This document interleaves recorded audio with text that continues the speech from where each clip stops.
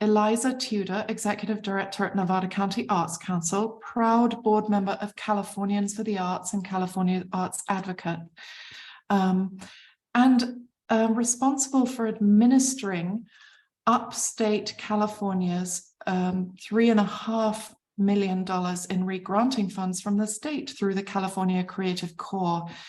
And I'd like to begin by acknowledging the land that we are speaking to you from this morning. Together, we stand in solidarity with all of California's indigenous peoples. We acknowledge that our work takes place on the now occupied traditional lands of the Nisenan and Washoe peoples, who are the past, present, and future stewards of this place. And we make this first step in our journey to develop relationships and cultural competencies to truly support Native sovereignty. Welcome, everyone. I'm going to, in a moment, put the full biographies of the two incredibly competent, brilliant grant writing experts that you're going to be working with this morning. And their names are TamRa Wich'Ma and Liz Nordis. And after we finish this grant writing workshop this morning, which we are recording, we'll make this available for those that weren't able to make it or that need to revisit it afterwards on our website. And Gianna, my colleague, hello Gianna, if you could put a link to our homepage, you can follow along with us as we navigate different parts of our website today. So with that, I'd like to introduce TamRa and Liz. I'm so delighted to welcome you. We first met you when we were in Chico delivering a listening tour as part of a 19-county regional listening tour of Upstate California. It was extraordinary. And we loved the way we heard you speak. Ray, who is the executive director of our peer agency in Butte County, then provided a recommendation following some amazing grant writing workshops that you led in Chico for Butte County residents. And we thought everyone needs to benefit from this opportunity. We did recommend to all those attending today that you, if possible, view our launch informational webinar that we held last week, last Friday. If you weren't able to attend and you haven't yet seen that, I do highly recommend it. Today is really about the technical aspects of writing a grant, of making an application, but information on the more holistic side of this program and what it means can be found on our website. And there's a look and listen page where all recorded sessions connected with technical assistance for our prospective grant applicants can be found. So with that, Liz and TamRa, I'm going to turn it to you. Thank you so much. Grateful to be here. I am too. Thank you. It's kind of amazing seeing so many people on here. Very happy you could all attend. My name is Liz Nordis. I spent the majority of my career writing grants, primarily for Chico Unified School District, also using the name Liz Metzger.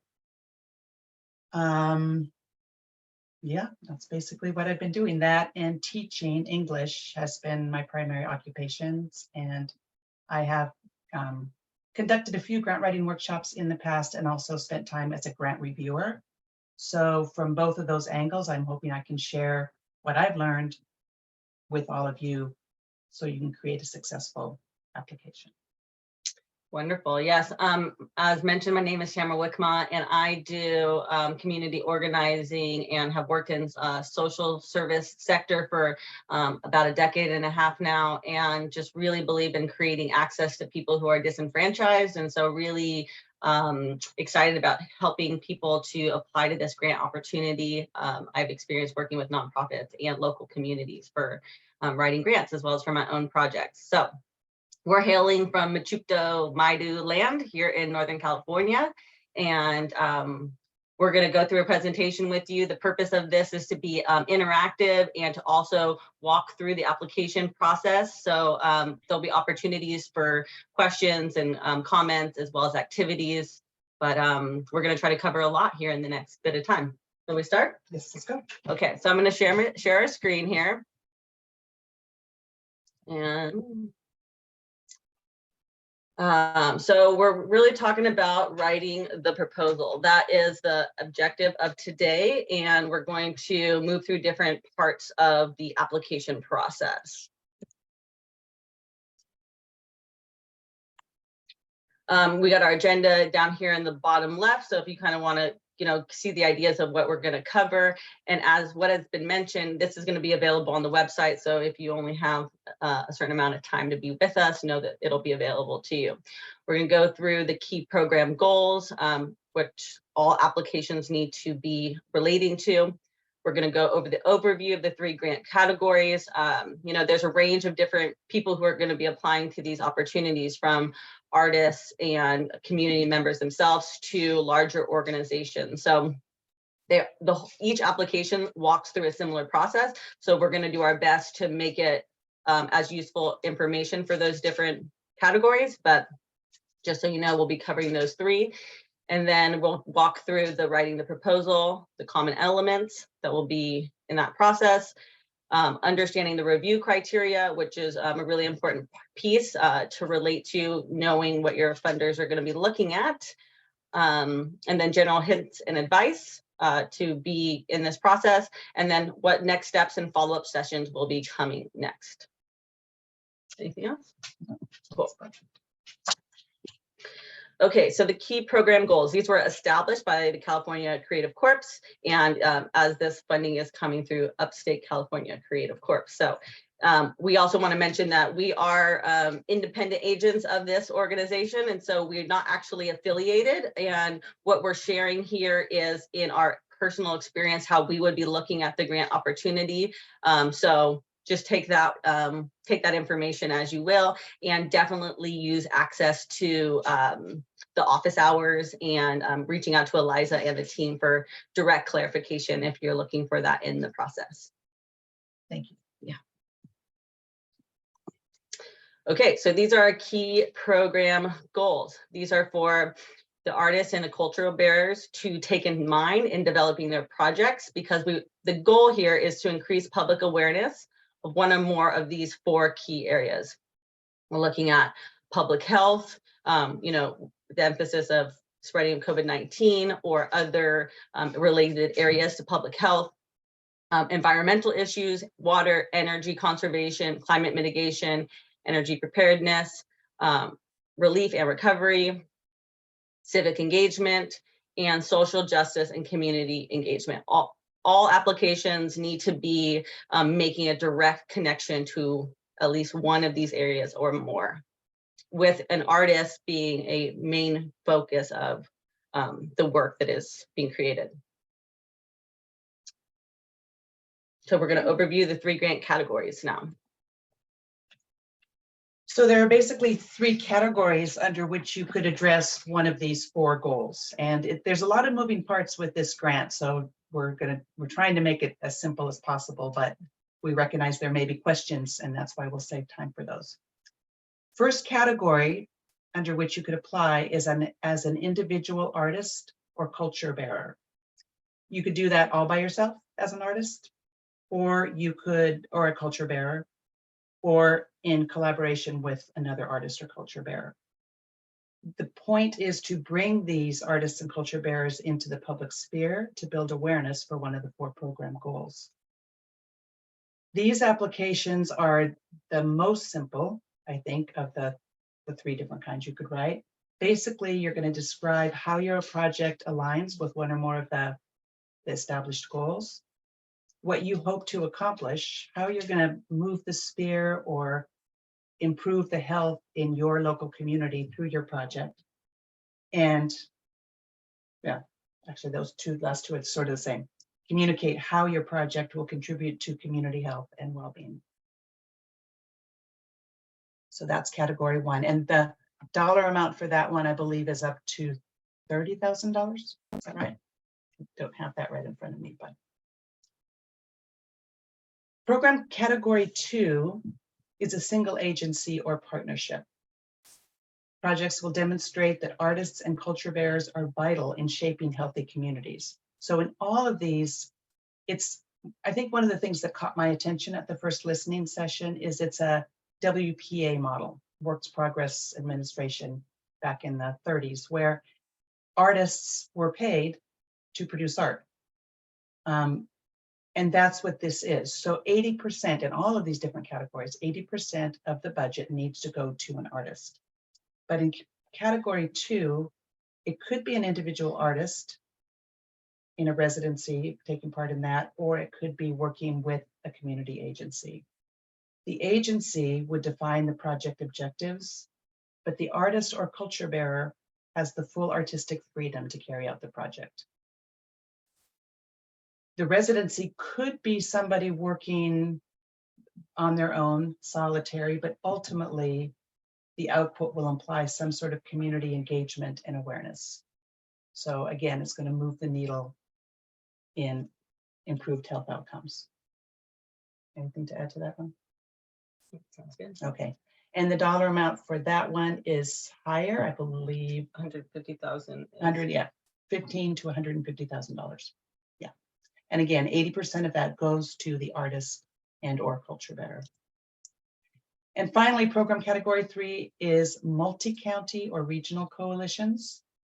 The goal of this is to create sustainable systems and processes and to create some sort of a deeper engagement with government agencies or departments, encouraged with artists and culture bearers at the forefront of the vision and the strategy.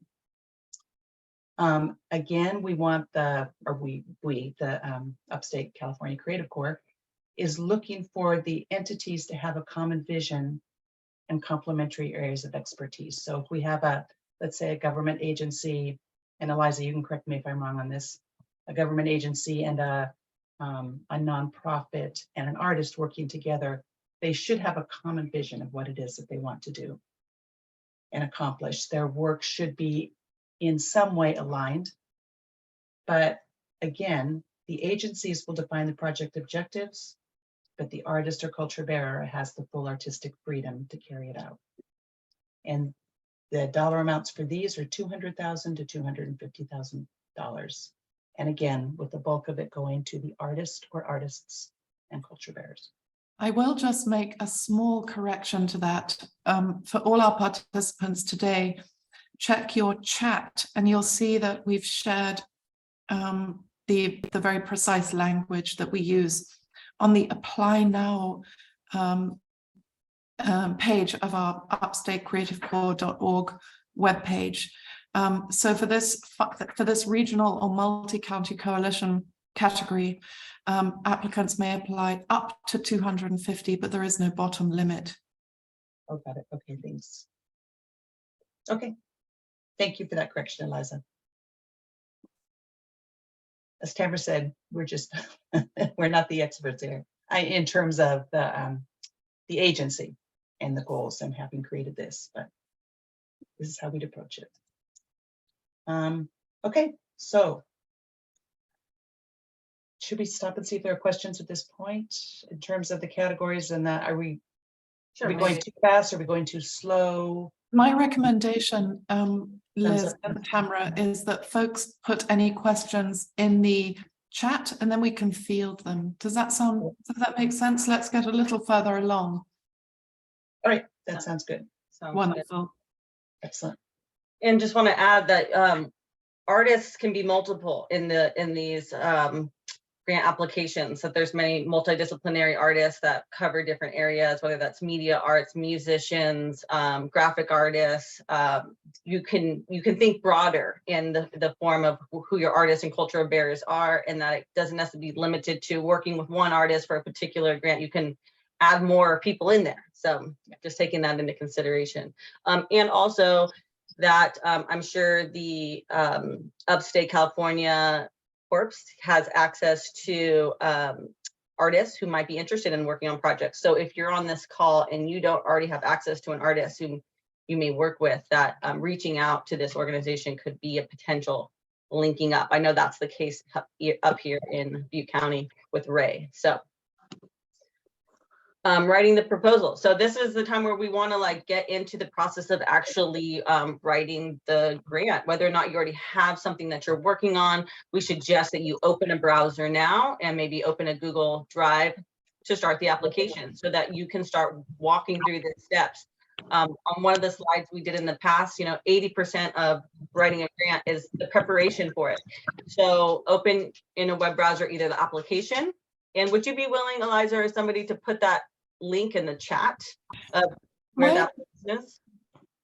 Tamara, my recommendation would be on the Apply Now button of Upstate California Creative Corps, and I'll include that link now in the chat.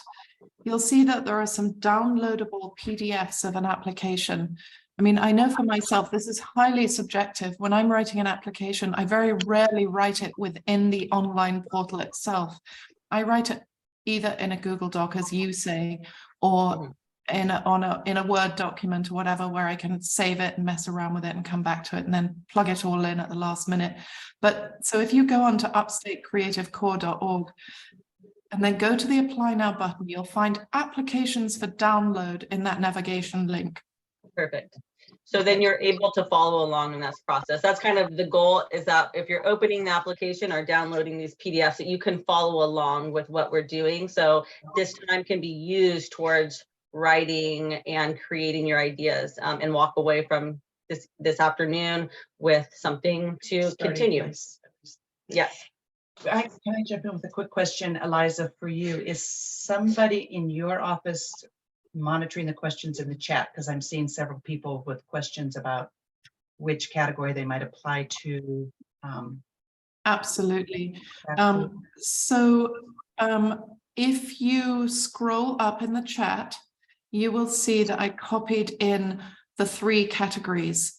I think in answering questions from individuals in this session, it might take a little bit of time. What we're highly recommending is that individual applicants, prospective applicants, read the guidelines. It's incredibly clear. So I think what we want to do in this session is to focus on, basic methodology behind grant writing, but in terms of, since the applications themselves are very similar, even if you're not sure at this stage, in this moment, which grant category you're going to go to, you're going to get a lot from this because there's so much commonality between them. Does that make sense? And we have the virtual office hours. We also have the virtual office hours, which begin next week, which we're going to put in the chat for you. And then you can ask those kind of very specific, individualized questions. Hope that makes sense. Yes, I think having the link in there will be really helpful for people to know that starting next week, there will be virtual office hours and people will be available to answer their questions. So thank you. So these are the key elements to be addressed. We want you to have basic applicant information. So if you have gone to that web address and you have downloaded that PDF, I suggest you take this time to just walk through some of these steps, because it's helpful in my past experience to just even get that basic information going and put into a document. The other elements are program goals, the grant request and project title, project summary and project description, and realizing the difference between the project summary and the project description. Accessibility is a key part of this grant, who your key people are. So again, I know I'm moving through some of these quickly, but you could be, if you have that downloaded on your computer or even just a Google Drive or a piece of paper, write down the things that are coming to you now around who the key people are that you might want to reach out to that will work with you on this grant. If you're the agency that's going to be applying, or you're the artist who is looking for an agency, that's what you would be writing down. You're going to need your work samples. So any professional photos that you have of your work or examples, you want to be able to collect some of those. I don't know if there's a specific number that's requested, Eliza, for those work samples, but those will be needed. And then also letters of support. All applicants on each tier are going to need letters of support. And then if you're in the categories 2 and 3, working with an agency or organization or school, you're going to need letters of agreement showing that you've made these networks and these connections so that they can see that that is happening. And the letters of support and letters of agreement are discussed more fully in the applications themselves in terms of the number that you need, which is 1 if you're a single artist and at least 2 if you're more, I believe. But it's all in the guidelines. It's me, okay. So in terms of the, so those were that was an overview of the elements that are asked for in the proposal. So now we're going through each one with a tiny bit more detail. If you're applying as an individual artist or culture bearer in category 1, you're essentially providing us your name, what sort of art you do, your contact information, and the year that you began arts practices or programming.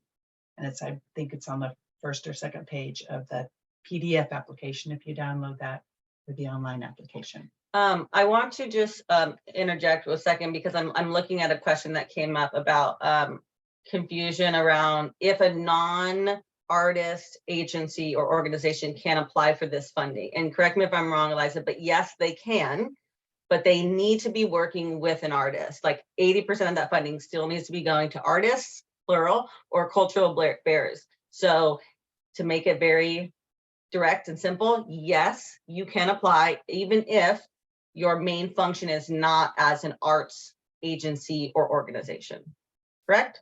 Absolutely, Tamara. And one of the reasons for this, and it's very unusual, Lisa, to answer your question, California Arts Council, under normal conditions up to this point, have always asked applicant organizations to have at least 2 years of arts programming experience. This is not the case with the California Creative Corps.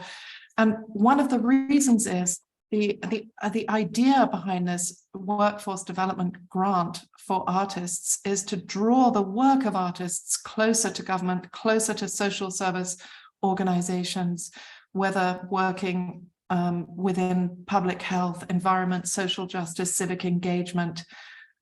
So it opens it up to bring our work to a greater sphere of organizations, which is extremely exciting. And I guess I want to add, before we go over the applicant information and the different categories again, is that yes, non-agencies that are like art specific can apply, and artists, as Liz is going to go through in a moment here, can apply themselves to work with an agency. So it's really very expansive in who can apply for this funding. And just to echo what you're saying, Eliza, you know, for eons of time, artists have been responding to cultural matters through their art. It's an expressive way to make meaning of our experience. And so now there's this funding that's helping artists to get closer to social service agencies and give that gift kind of directly back to the people who are also needing it right now. So it's a very unique funding, and that's also why I'm really excited about it, because I feel that this is what artists do best, is they take, you know, meaning out of things that can be challenging and create a better way to understand it and connect to it. Absolutely. And arts organizations themselves can apply for the funding in categories 2 and 3, grant categories 2 and 3. Again, as long as they are attaching their proposal to one or more of the program goals and employing artists. So there's an incredible flexibility that comes from information that we've garnered from you across 19 counties. I'm also going to reiterate what Eliza said previously, that the virtual office hours are going to be starting next week and they'll be held weekly. And I'm seeing so many great questions in the chat that I think would be really appropriate for addressing during those office hours, where you could explain a little bit more about what you have in mind or what you're thinking, or as an artist, can I apply for category 2? So I encourage you, we'll answer what we can, but we'll move forward. But Please Liz, take advantage of I those. will say as well, Liz and Tamara, forgive me for interrupting. Many of these questions are answered by even the most basic review of our website. Please, please use the website. We've made it very simple, very accessible. Everything's there. However, those office hours are perfect opportunities. Plus, you can email us. I'll put our email address in the chat as well. So.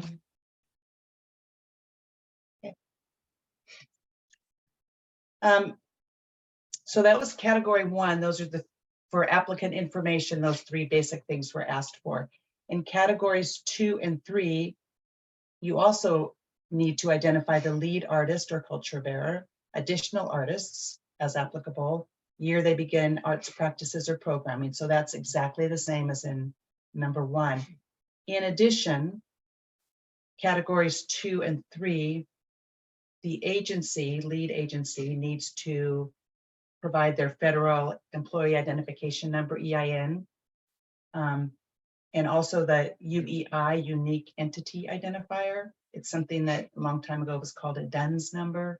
It's now a UEI number.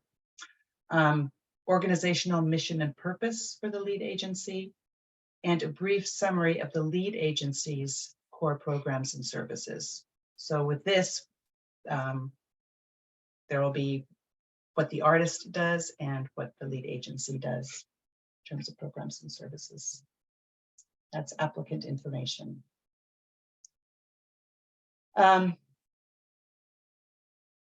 think it jumped. I think it might have. Nope. No, it didn't. Okay. So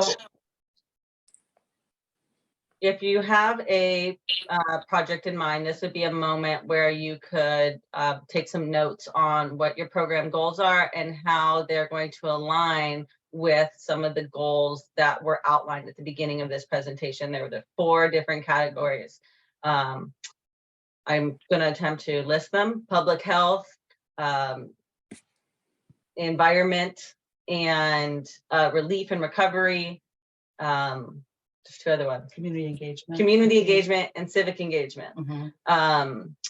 So what does your project relate to? That's the heart of this work, is like, how are you going to take your project and connect it to these program goals?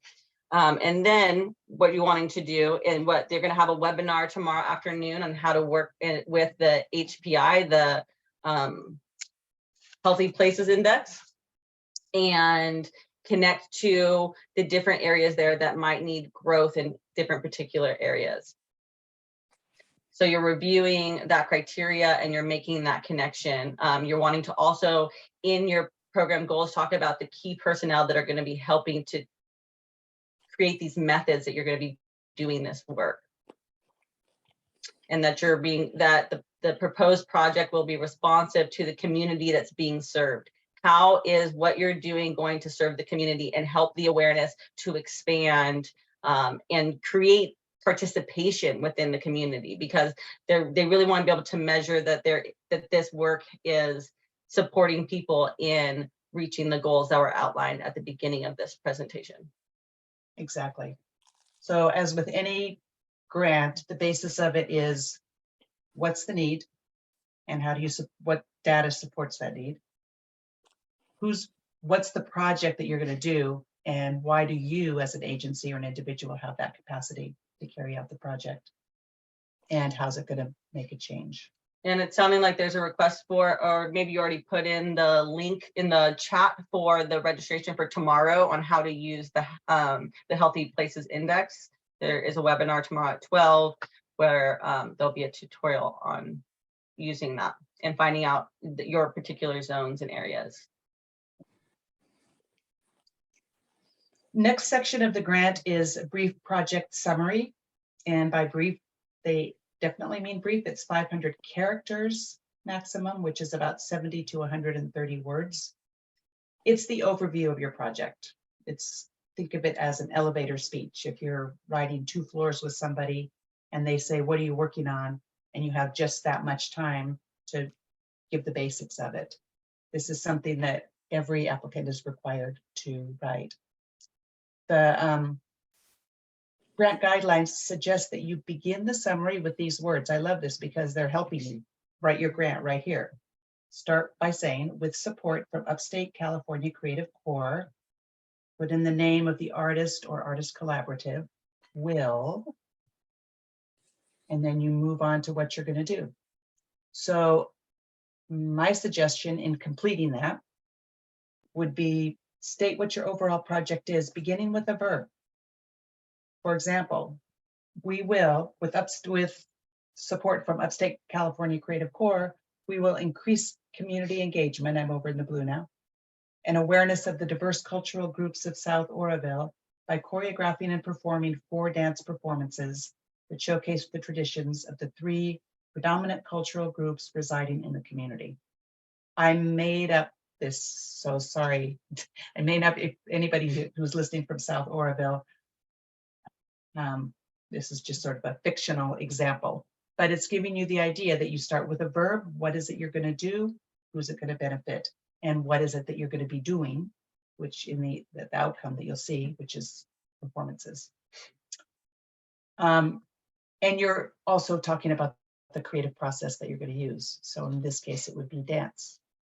But as Tamara mentioned, you could use more than one creative process. So if that's the case, then you work that into your example too. And I don't think I need to read the second blue one to you. And this should not have stayed. Oops, my bad. So now we're going to give you a few minutes to, maybe come up with what your different key components are to your project summary. What I would suggest doing if I was in this process is pick which of those goals you feel like your project identifies with.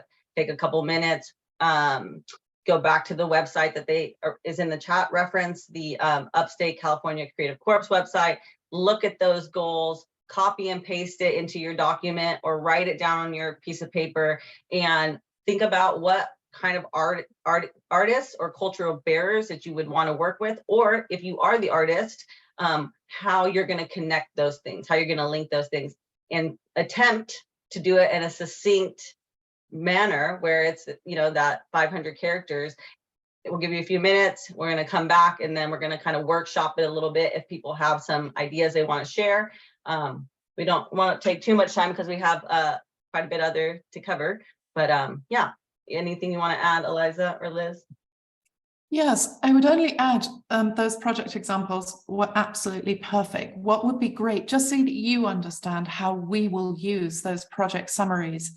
Those are the encapsulated essence of everything you're asking for funds for. So you want to get to the heart of what it is, and it's the hardest thing to do. This tiny 500 character paragraph is incredibly important. It's what we're going to be putting out to the public once you've been successful with your grant application, so that the world knows what projects we've funded. So you're going to want to perhaps reference some kind of acknowledgement of a program goal in there as well. I've given one example of a project summary that we wrote when applying recently for a grant, a completely different grant from California Arts Council, which was successful, and now the project. And so I knew that when I wrote this, I needed to show California Arts Council, the grant maker, exactly why this was important. The big why was in there. It's because we knew that LGBTQIA communities across the globe during the pandemic suffered disproportionately. And add on that the multi-ethnic factor, we knew that this would be a powerful opportunity to sway and reduce improve upon health inequities locally. Amazing. So we're going to leave this slide up for a few minutes and we'll say 12:43. Yeah, 12:43, we'll come back on. We'll come back on.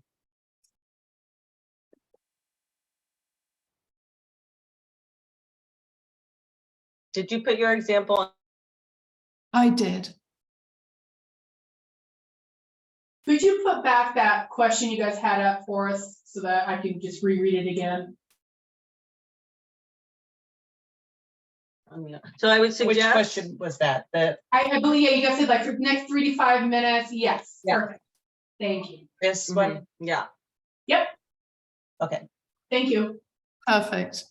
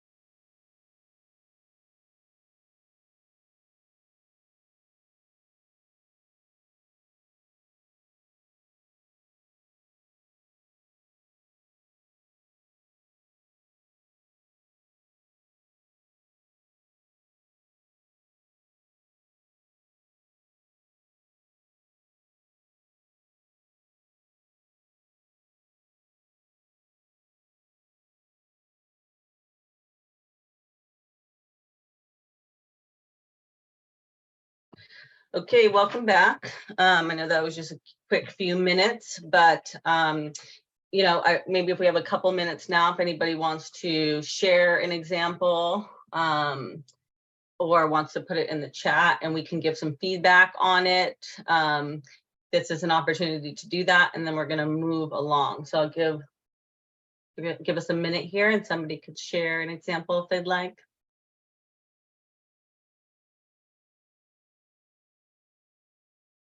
We recognize it's such a hard thing to do in such a short space of time, isn't it? Absolutely. And this is also something that during the office hours, Eliza and her team will be available to help people work through as well. So keep your notes and what you're working on, and yeah, reach out during those office hours to get some feedback. One of the big things that have supported me in my process of writing grants is getting feedback from people, definitely the ones that are helping to create the grant funding, as well as other experienced grant writers. So reach out to the resources that are available to you.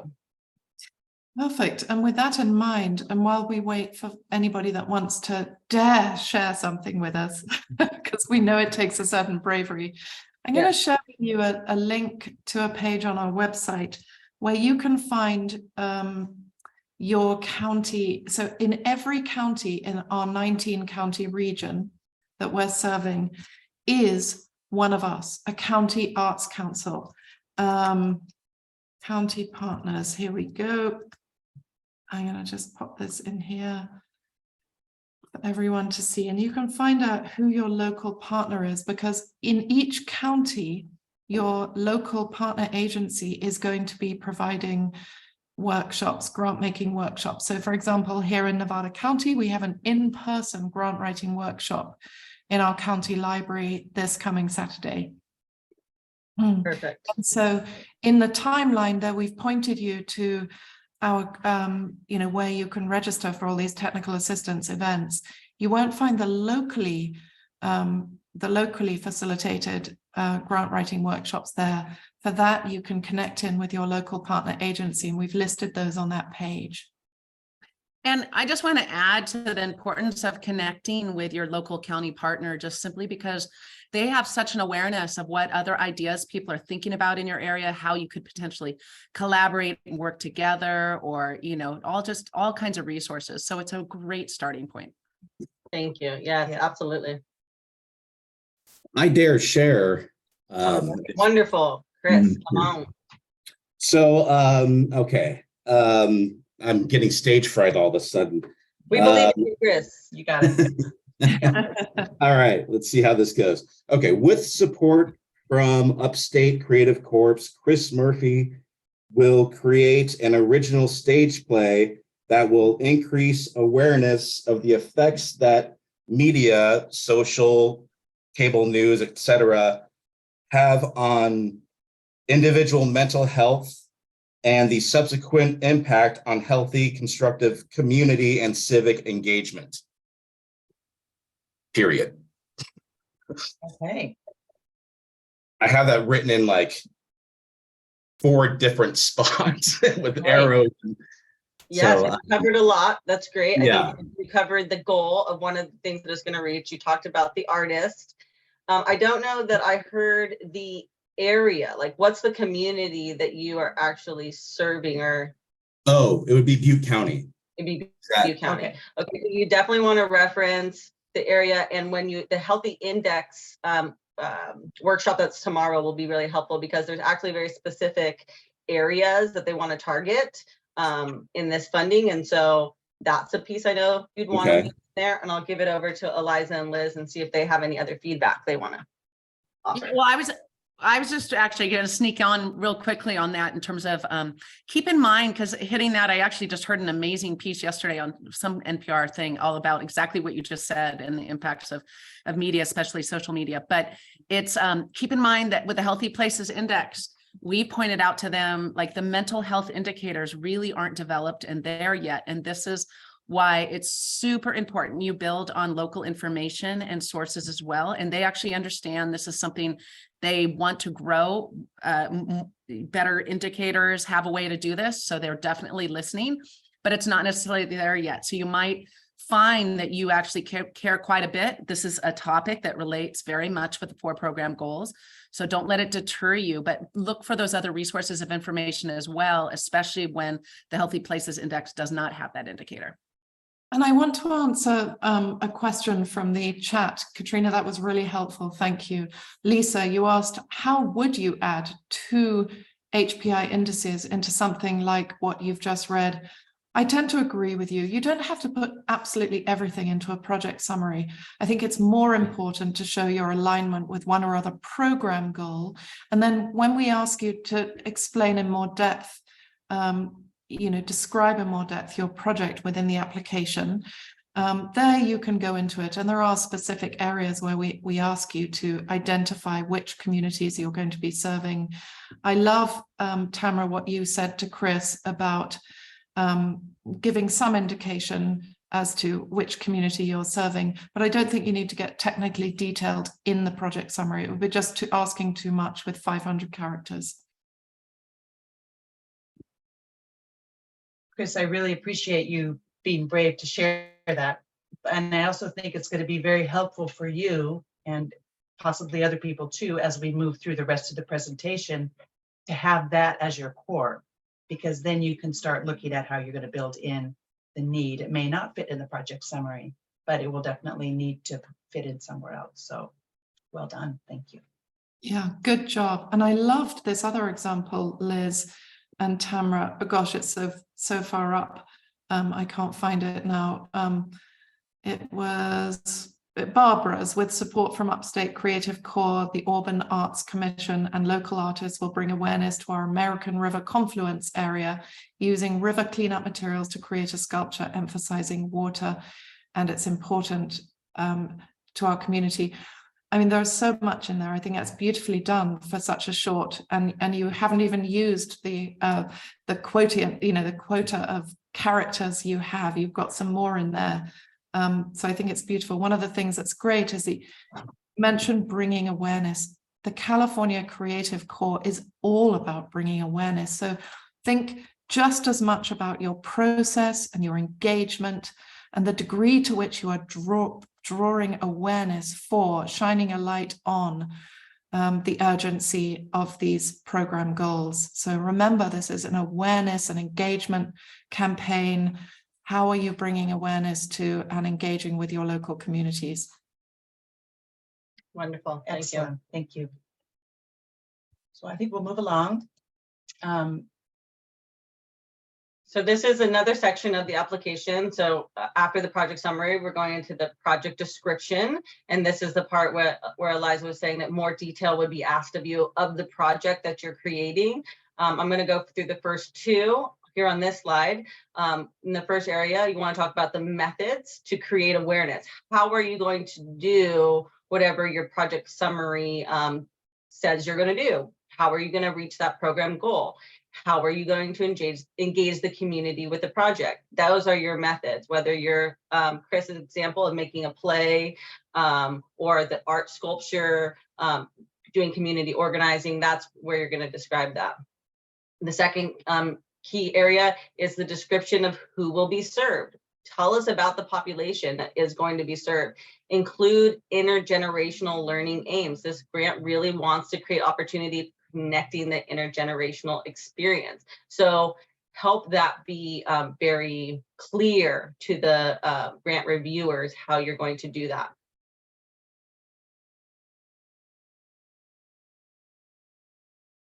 Project description 3, Liz is going to go into more detail with this, and this is kind of what Katrina was referencing to around using other data sources, because maybe the HPI isn't the most clear connection. The grant reviewers are going to be taking into consideration other data sources. Correct. Well, the HPI is, start with that. Yes. Definitely start with that and see what kinds of needs you can uncover, how you can drill down. I could not wait to get my hands on that when I saw this in the first listening session. But as Eliza mentioned, I think there may be other metrics that tell your story a little bit better. So, well, I'll show. What I might ask at this point, if you don't mind, Katrina, could you just share what you feel Liz meant by there may be other metrics? And this points to what we've understood to be the lived experience of artists in community settings, et cetera, et cetera. Yeah, I mean, it's most of all that, I mean, that the data on the HPI, some of it can really point you to areas where, and you have then the data right there, and it can support some of the, like indicating towards issues with employment or, local economy or housing. But we did find, there are a lot of places where the data there doesn't carry as much forward with rural community living. And we'll talk about that more tomorrow. But so that being, there's a way in which check in with your local county partners, especially, but and think about what those resources are. I mean, they vary by communities, right? But the people that care about the topics tend to have presented some information and data behind it. So whether it's water and energy, and I mean, there's so many issues within all of our communities that we care deeply about, and we probably know some groups that have done some analysis. So please just feel free to bring that forward, because that local knowledge is what can't be captured in this database in its current format. Yes, thank you Right. for that. And I think we have some other things we wanted to share along those lines.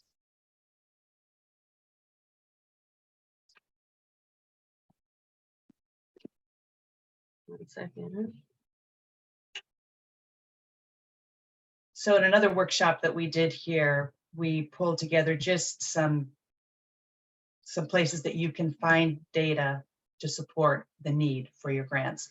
So because I spent a lot of time writing grants for schools, the first few are definitely education based, but that points to the need for children in the community. Can you move that over? And for those of you who are interested in learning, I'm going to copy and paste into the chat a really helpful link on how the California Creative Corps views intergenerational learning as opposed to formal arts education. So I'm going to just, I'm going to put this into the chat if you give me a moment, but please carry on. This is fabulous, Liz. Well, and so this will be something that we'll be able to share somehow with all of you and send out if you'd like to have it. But the first two are things that are used there. It's information that is regularly used for education grants. But the second one especially is called the Healthy Kids Survey. It's done in all schools in California regularly.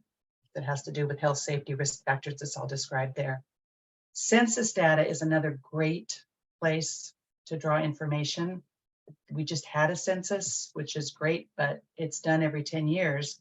And so in between times, there's also something called the American Community Survey, which is updated every year.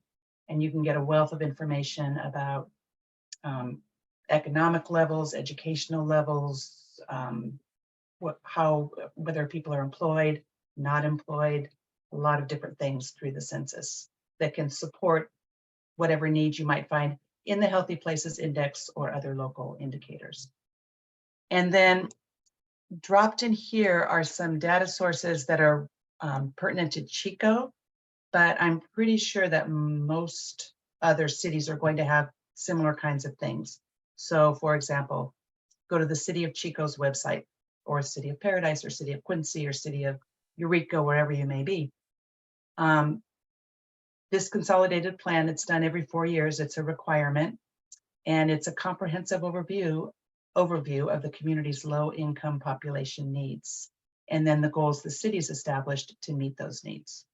So if you're looking for collaboration, that might also be a way that you could talk to the city, see what are you doing, what are your partners that you're working with, how could we fit in there. CityDad, this is just this is more of a crowdsourced.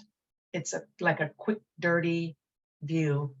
I like to think, I wouldn't use this as the only source of data, but it's a great way to find demographic, economic, population, crime, all kinds of data about cities. But they have a disclaimer on their website, which I put here, but I'm also going to say, please note that a lot of the content on our site is user generated. Doesn't mean it's wrong, but I wouldn't use it as the definitive data source. But it's definitely a great place to point to other areas.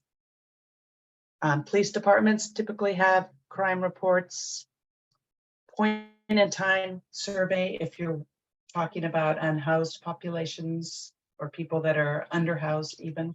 The point of time just took place in January, end of the month, I believe. And it's a survey of the needs of the unhoused population. And then ACES, this is an old one. Butte County, it's adverse childhood experiences. And it's, check out that website, take a look at it. Butte County has a claim to fame, or a dubious claim to fame, I guess I would say, in 2013, which is the last time this was done, that 76.5% of the population, adult population, had had an adverse childhood experience as a child. 2013, so think about it since then. Orville Dam, Camp Fire, multiple other fires. There's a lot of a lot of trauma that you can drill down into.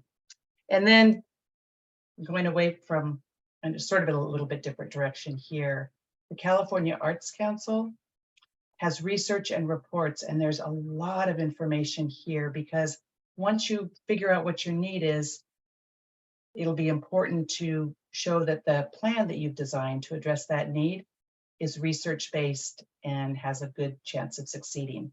And so I would start here as a place to just read about what are some best practices that have been done to address needs in other areas. So, And Liz, we are getting a couple of requests, and I know you've already said this, that you're very generously going to share this, and perhaps I can include it in my follow-up email to all attendees. I hope that's helpful. absolutely, yeah. Thank you so Absolutely. much.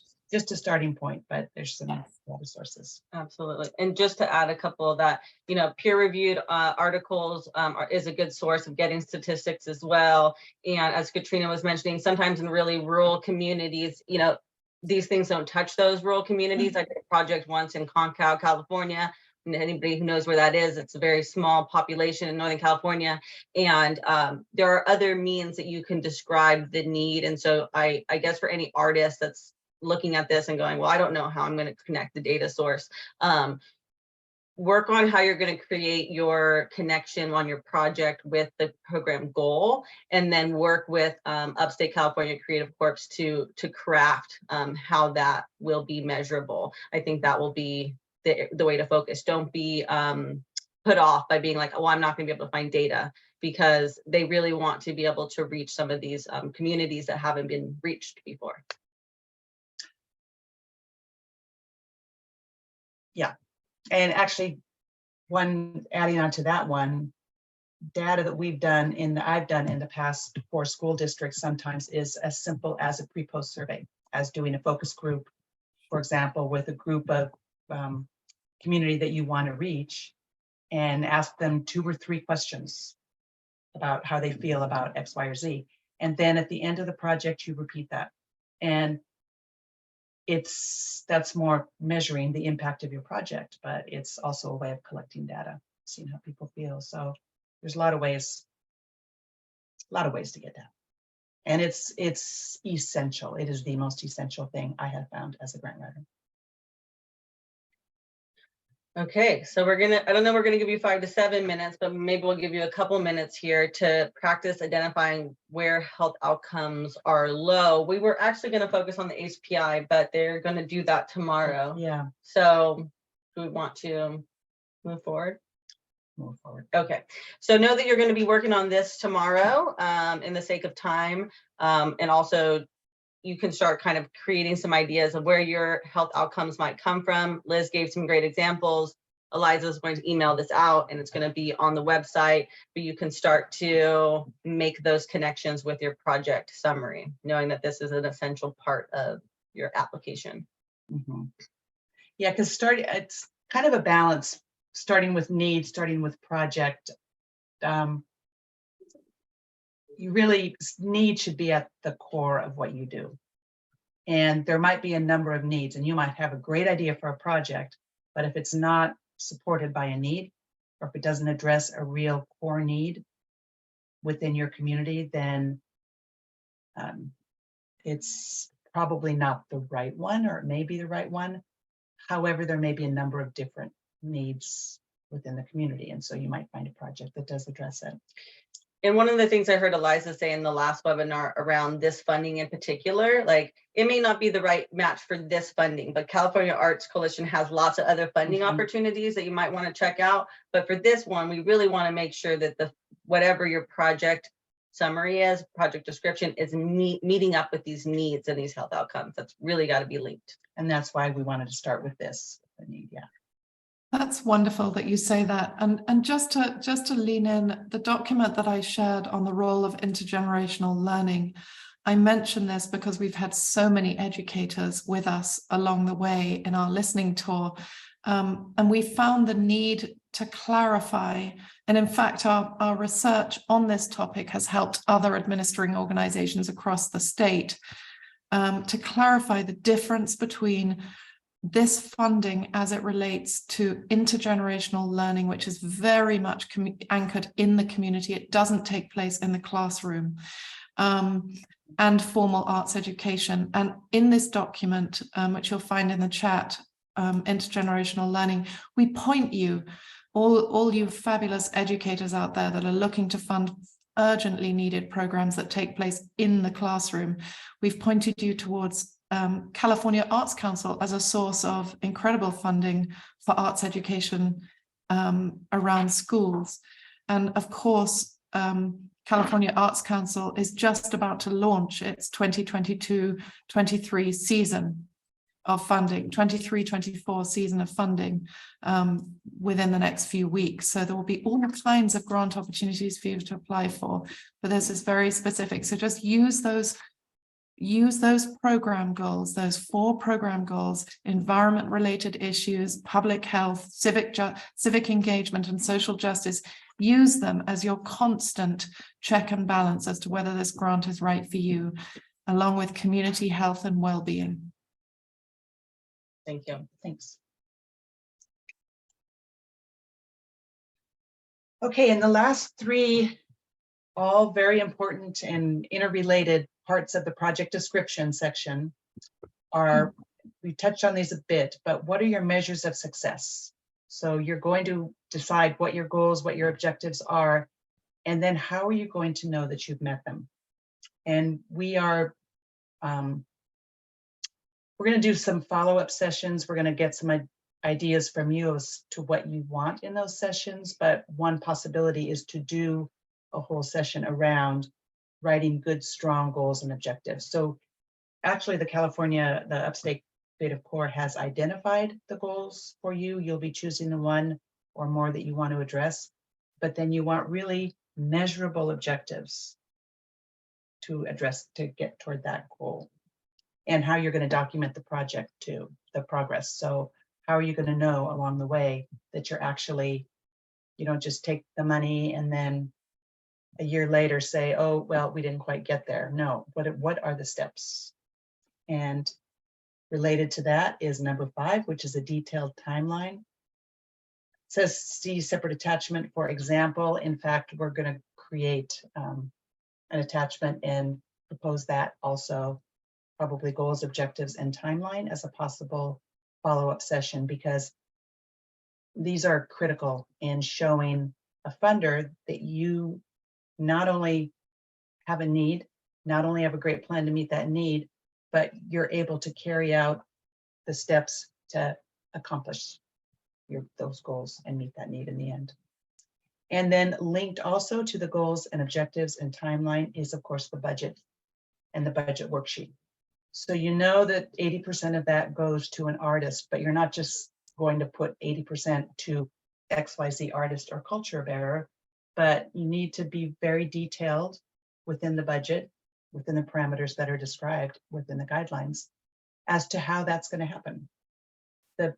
What you propose to do with that money needs to match your goals and your objectives. So they all, there's interwoven, beautiful story, a way of telling your story, really.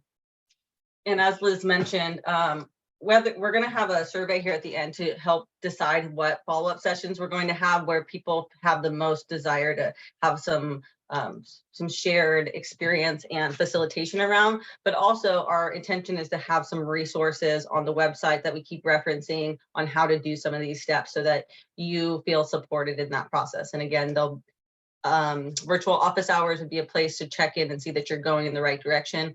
But that is our goal, is to have these resources available. And I wanted to, if you don't mind, Liz and Tamara, I wanted to answer, my heart goes out to all of you small understaffed arts organizations in rural upstate California. One of the reasons that we committed to a listening tour, which is unique in California, no other administering organization for any other service region within California had conducted a listening tour prior to developing its guidelines and its grant application categories. The reason we did this is because we wanted to aim for simplicity. So in any grant writing workshop, in any overview webinar of any grant program, but especially this one, it's going to seem complicated and esoteric. But I think you'll find if you print out those application forms at home or in your office, and you consider them and sit with them for a while, it will become demystified, and you're going to use the resources you find on that fairly built out website, and you're going to come to those office hours and we're going to support you. Your local arts agencies will support you, and you have quite a long application window to apply. We've given 2 full months from February the 14th to April the 14th. So I hope that serves to encourage those that might be feeling overwhelmed. This is the beginning of a process. A week from now, you're going to feel more confident and you'll know more. Thank you, Eliza.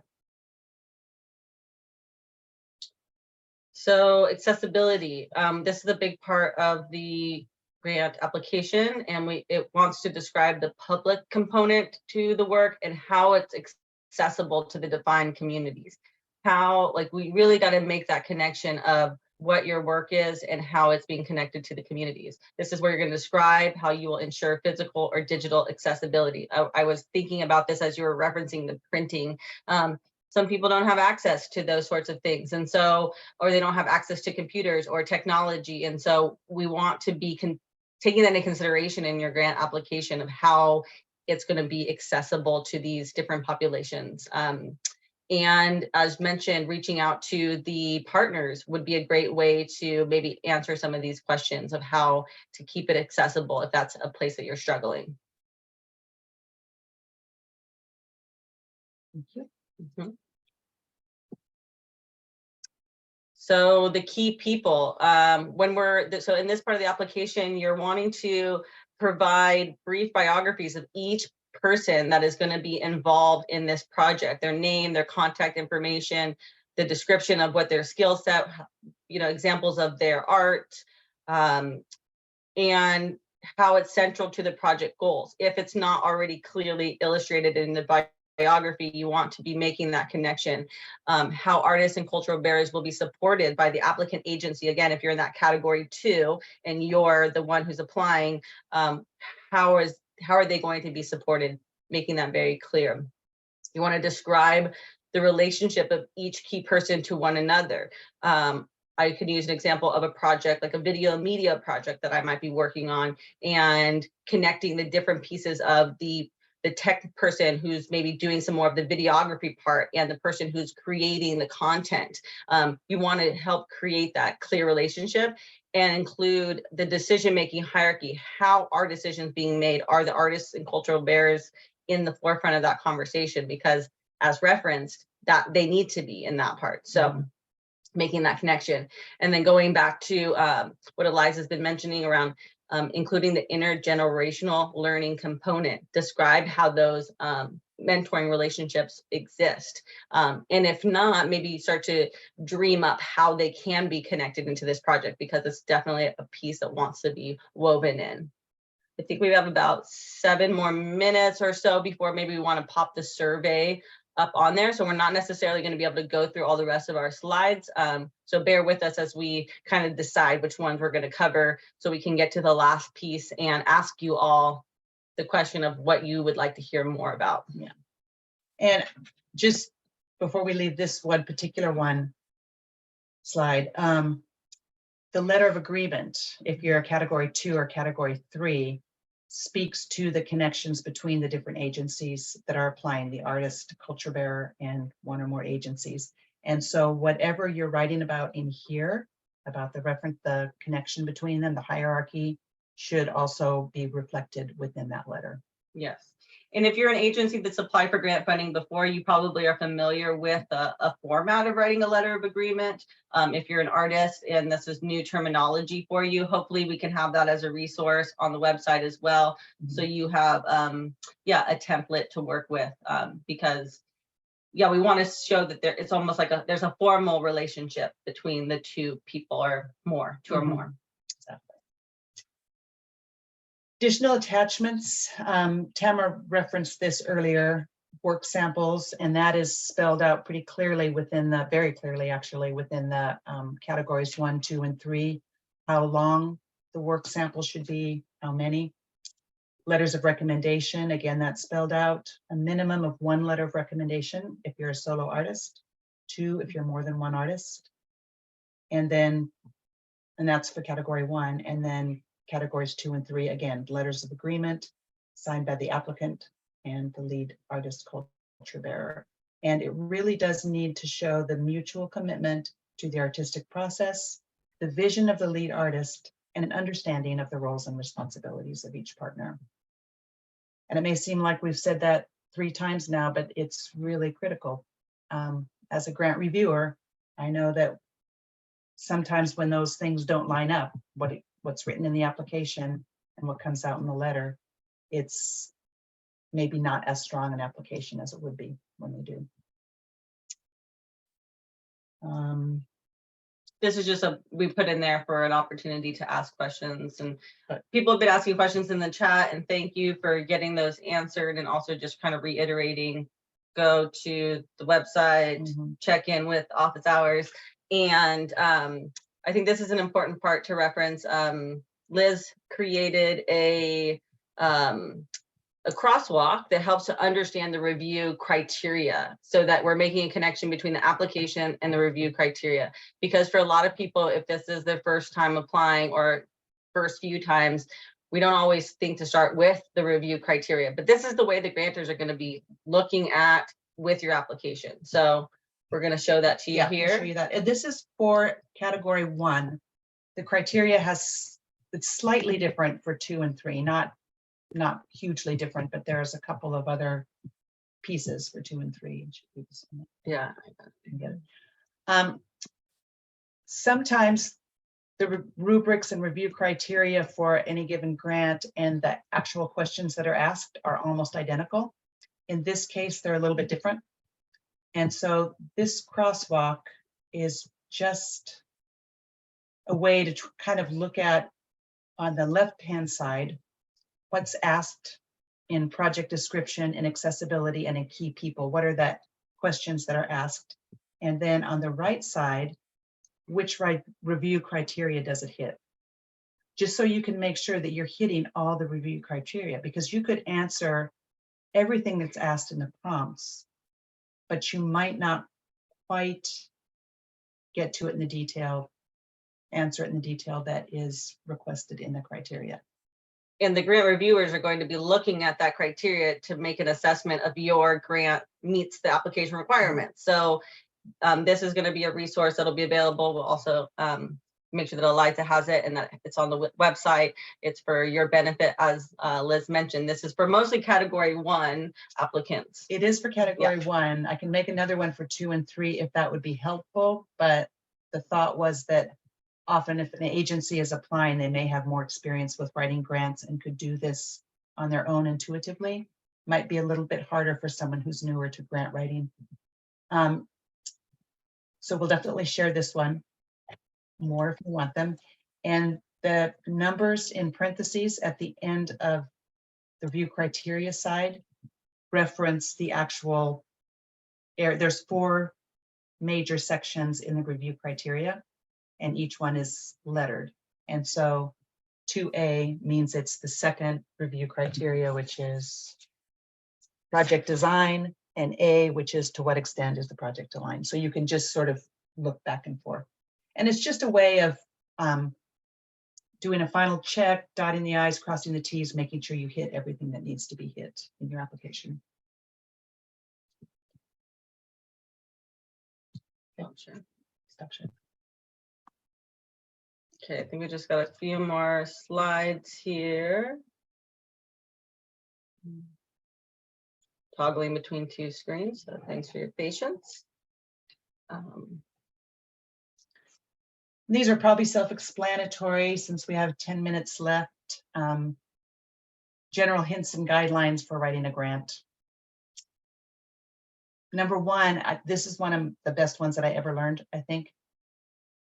You want to answer somehow the question, not only why should this project be funded, but why is it important to fund now instead of next year? And sometimes you get 2 or 3 or 4 equally good proposals. And so then the reviewers have to decide which of these 2 or 3 or 4 are we going to be able to fund.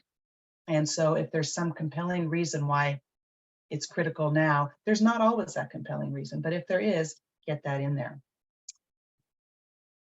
Be sure to document your need with current facts and statistics. Make the case compelling, but not hopeless.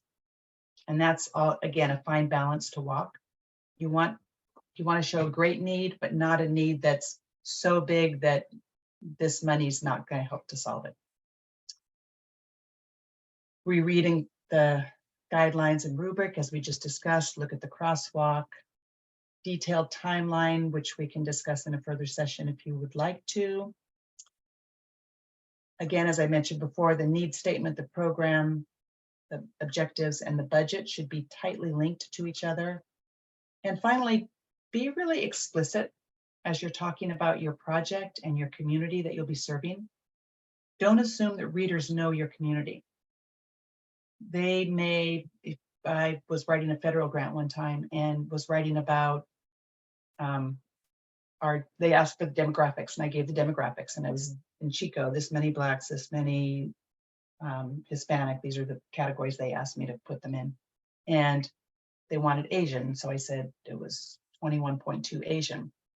And an experienced grant writer friend of mine said, well, somebody in Washington, D.C. reading this may think of Asian and think of Chinese, Japanese, Vietnamese who've been in this country for generations and, you know, are often very successful.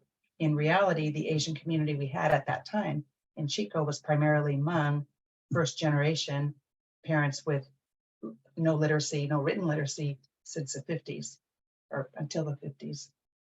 So that little piece of information is something that I took for granted because I knew, but as he pointed out, not everybody will. So your community has needs that nobody else is going to know about. If they do, make sure that the reader knows that. Tell your story. It's a story ultimately. And help like draw that connection. It's the same thing as we're talking about some of the data sources and adverse childhood experiences. That's a population I work a lot with, and I kind of use that terminology easily, but often people are like, what does that even mean? Help make the story so that they don't have to fill in the blank, that when they're reading the application, it comes across very clearly what the connection is. And I think, so these are just another different ways to look at the information of how to create your proposal. These resources will be available to you online. So yeah, utilize them and kind of help you in collecting information and using these as checklists that you've covered everything. I'm going to, I think, get to our follow-up mini sessions.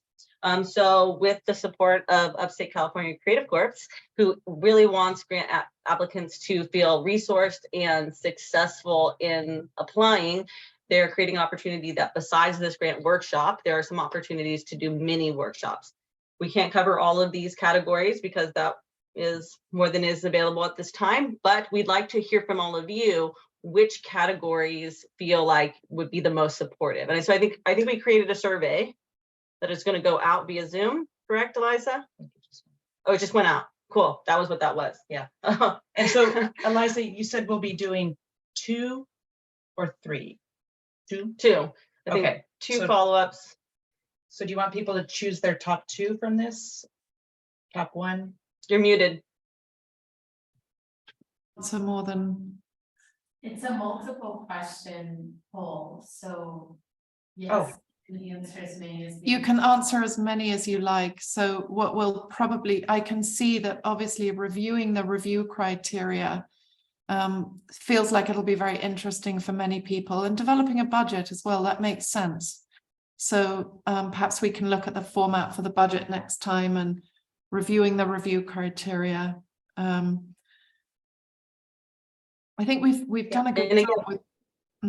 Yes, in these mini sessions, the idea is that these are like 20 to 45-minute long sessions. They're not going to be this full long hour-and-a-half session. So we're really just going to focus on one particular part and maybe have a little time for questions. But yeah, so please let us know. And each one of these categories we put into the survey are a big piece of the application. So if you're feeling like you need support in it, let us know. Great. And then, Tamara, I noticed a note from a chat from Deborah Lennox. Deborah, you asked if there was a link to the grant review document that was shared. There will be. We're going to follow up with that. Liz and Tamara will provide it to us and we'll send it out to you. But in the meantime, all the review criteria are at the base, at the end of each application. So if you go onto the Apply Now page on our website and you open up any one of the applications, you will find the review criteria for that specific grant category at the end of the application. I hope that's helpful.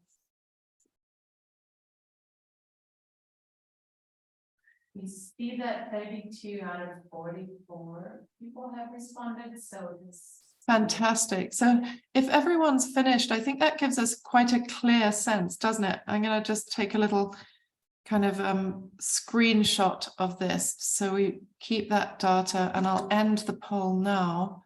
I'm going to share the results. And this is what we got. Okay, we could do that. Yes. Absolutely. Interesting. But I totally, for those who are still very interested in working on project summaries and goals and objectives and developing a detailed timeline, which by the way is a very important thing, and determining methods. Again, I really encourage you to go to the county by county page on our website. I'm going to share that again with you here, and you will find links to who your local contact is within your county, and they can provide additional technical assistance in these critical areas. We respect the fact that you want to understand in more detail one or other of those, and wish we could cover everything, but know that your local arts council will also be providing technical assistance, so don't hesitate to reach out to them. There's also a wealth of information available online if you just type in how to write strong goals and objectives for an arts-focused grant, for example. You have to weed through and know sort of what you're looking for. There's an organization called the Grant Professionals Association. Their stuff is top-notch. But Department of Education also has really good things, and probably most of the US departments, possibly California. So those goals and objectives, I would say timeline, developing methods, budget, all of these. Review criteria is probably the more specific to this one. So I think I'm glad that that one rated high. That's a good one to follow up with, but.